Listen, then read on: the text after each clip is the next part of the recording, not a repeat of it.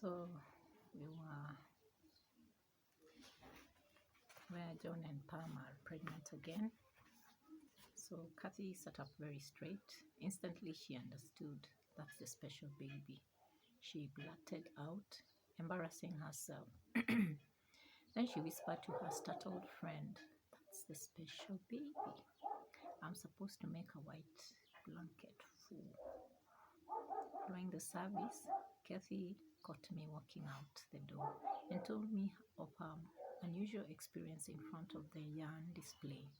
I didn't think much about that incident until the Lord pieced some things together for me in the hospital. 3 days after Nathan was born, Dr. Iki, our pediatrician, returned from vacation and took charge of Nathan's care. I'll always remember his kind words after reviewing the case. "Nathan is a very special baby," he told us, "and he has been given to very special parents. I don't think his choice of words was a coincidence. I believe they were spirit inspired to bring clarity and comfort into our confusion and pain." I immediately remembered Kathy's trip to the yarn store when God told her that a special baby was on the way. In the grief following delivery, I found some relief knowing that God was mindful of his little one while he was still in the womb before our trauma even began. John's story comforted me too. When I was 5 months pregnant, John was driving his truck to our athlete club for his lunchtime workout.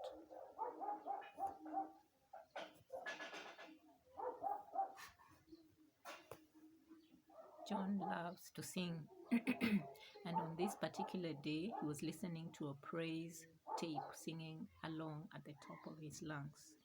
The sun had chased away the Portland clouds.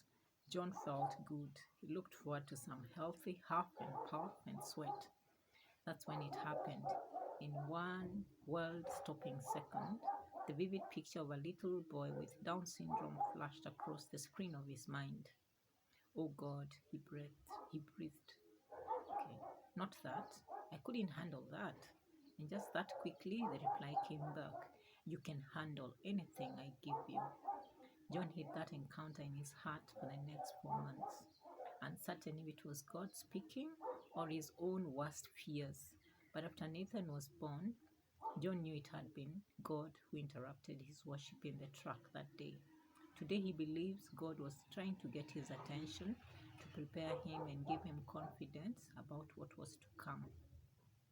You can handle anything I give you. 1 Corinthians chapter 2, verse 9 to 10 tells us, "No eye has seen, no ear has heard, no mind has conceived what God has prepared for those who love him. But God has revealed it to us by his Spirit." Life is full of challenges, hardship, and suffering. These are the arenas in which we desperately need to hear from God. We need to know what the Spirit is saying. We need to listen. Now that John and I are on the other side of grief, it's easier to see more clearly. Much of the emotional fog has lifted. As the days turn into months and years, John's encounter with God in the truck and Nathan's soft white baby blanket reminds us to be sensitive to the Spirit's prompting. We are trying harder to give priority to what God says to us over what we say to God. Human reasoning, after all, won't reveal God's perspective. But if we are open to listen, his Spirit will.